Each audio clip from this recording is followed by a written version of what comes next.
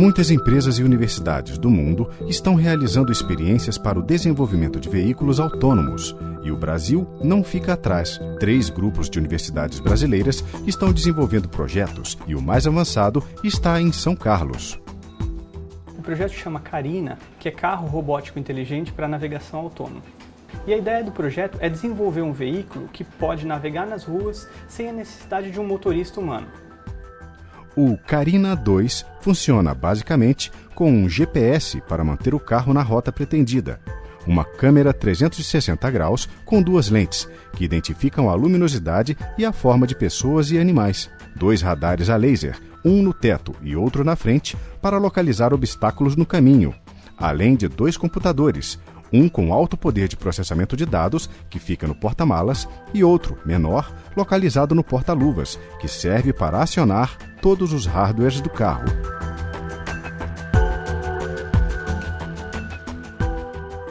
Então, esse veículo ele foi adaptado, ele tem uma porção de adaptações mecânicas que permitem que ele seja controlado por computadores. Tem diversos tipos de sensores diferentes, como câmeras, lasers, GPS. Ele tem computadores embarcados dentro dele e tem uma porção de sensores que funcionam como os olhos desse veículo. Então esses sensores eles são usados para identificar as faixas de trânsito, para identificar outros veículos, as pessoas, né? E de acordo com as informações que os computadores recebem desses sensores, os computadores tomam decisão do que o veículo deve fazer.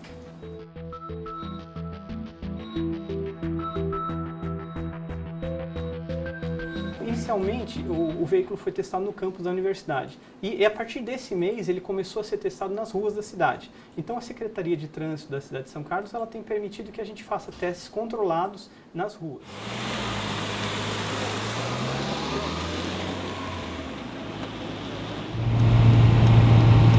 Então aqui a gente está se aproximando de uma curva, né?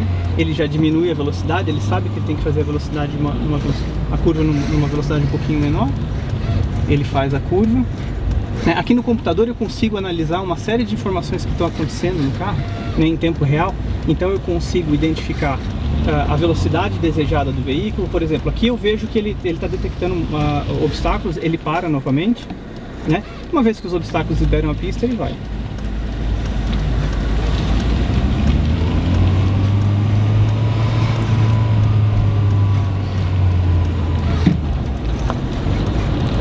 Então ele mantém uma velocidade relativamente alta, ele é um veículo bastante seguro hoje em dia. E a gente espera que daqui a 10 ou 15 anos, realmente essa tecnologia esteja madura para estar no mercado.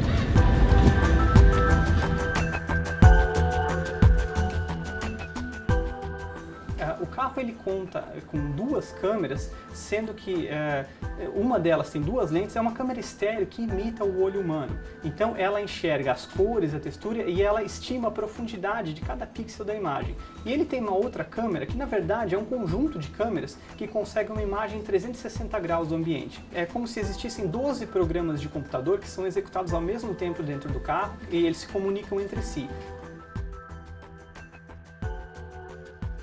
Então ele consegue planejar a trajetória dele, ele consegue identificar obstáculos, ele consegue se manter uma distância segura de outros veículos, ele para por exemplo, se um pedestre atravessar na frente dele, mas ainda tem um trabalho longo pela frente.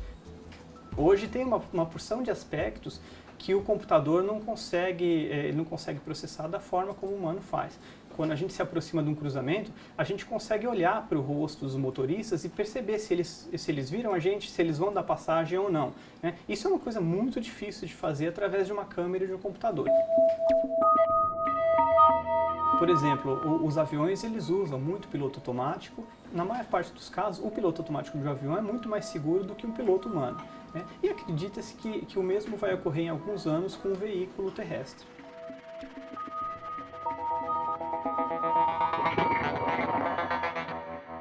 É intratável que as grandes cidades continuem aumentando a frota de veículos da forma como é feito.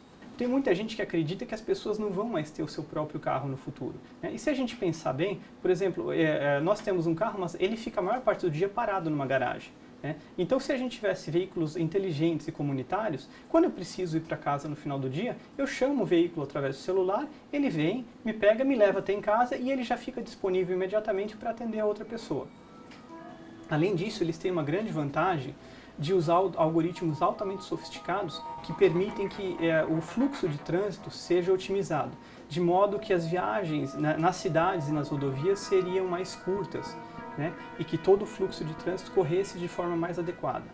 Além das aplicações urbanas com as quais a gente trabalha, existe uma porção de outras aplicações para esse tipo de tecnologia, e uma delas que tem um grande apelo no Brasil é a área agrícola. Por exemplo, o ser humano poderia monitorar, né, toda uma frota de tratores de uma sala com ar-condicionado com total segurança.